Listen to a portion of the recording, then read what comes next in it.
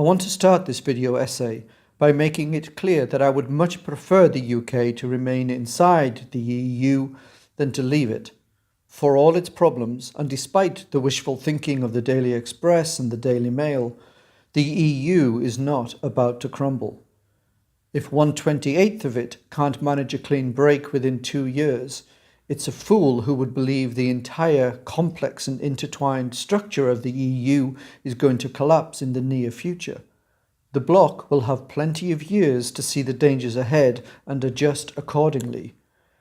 I am of the opinion that it is better to be a part of those adjustments than to be only able to react to them.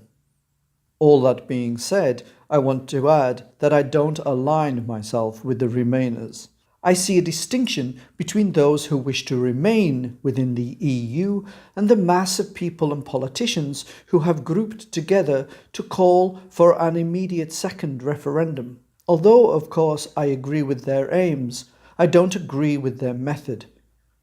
It is doomed to fail.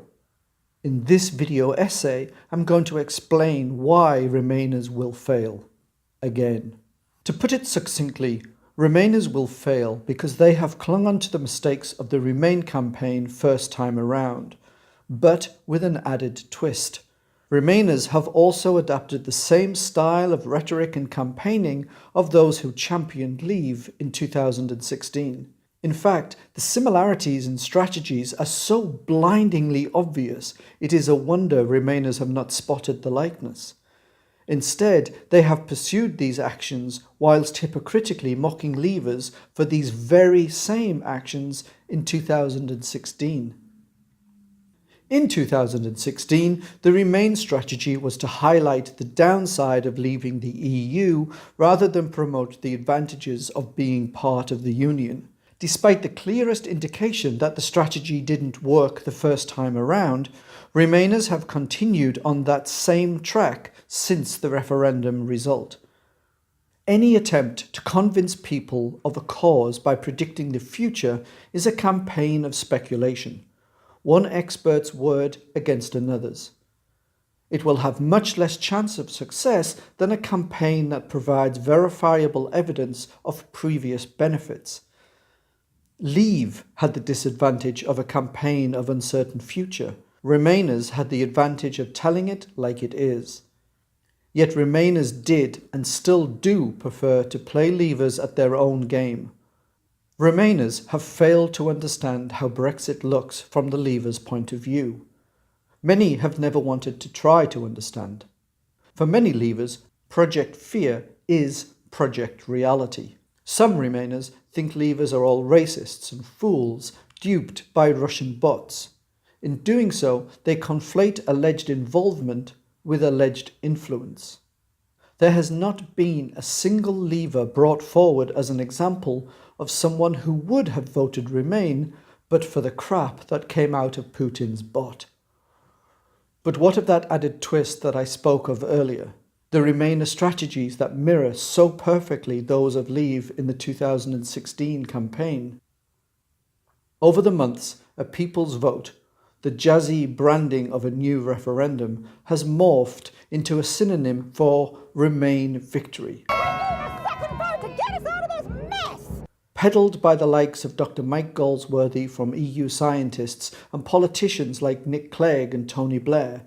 And when have they ever shown themselves to be trustworthy? I really think tuition fees are wrong. It concludes that Iraq has chemical and biological weapons. And activists like Gina Miller, they have all equated a people's vote with a Remain victory in one way or another. Brexit is a potential disaster, and because we believe it can be stopped, it's not inevitable. It is a deception so great that it should be written on the side of a bus.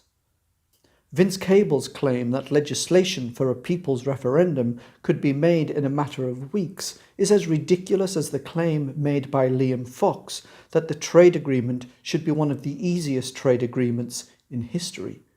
Yet, by far, the biggest myth in the Remainer camp is the groundless notion that it is the people who can solve the deadlock in Parliament.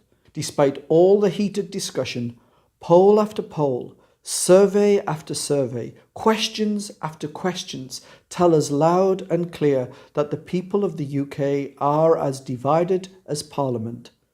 So much so, in fact, that the Queen felt it necessary to step in and tell us all to calm down.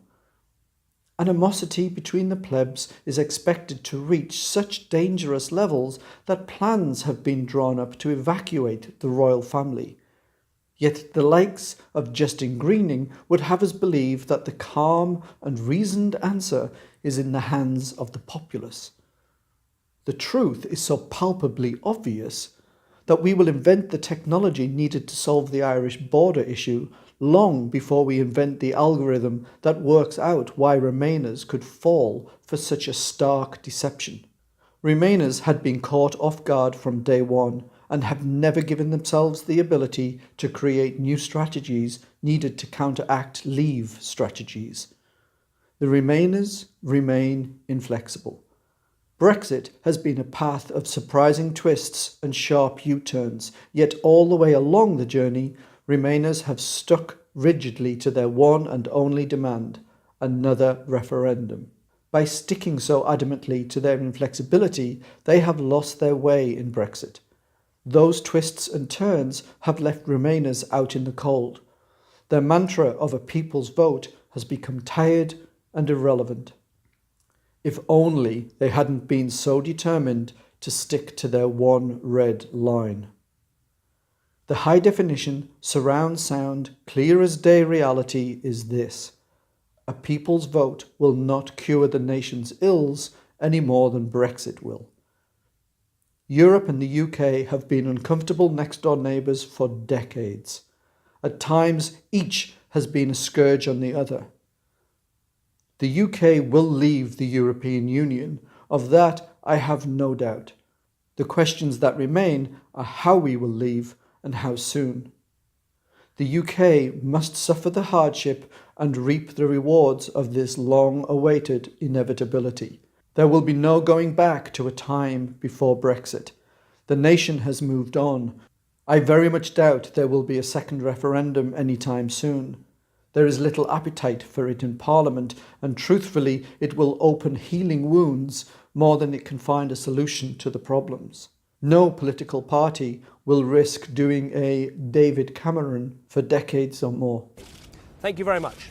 We must all now secure the best for Brexit, one that affords us as much control as being outside the bloc will allow, and as much alignment as those of us who wish to remain can achieve. It's time to make the best of an uncertain but exciting future.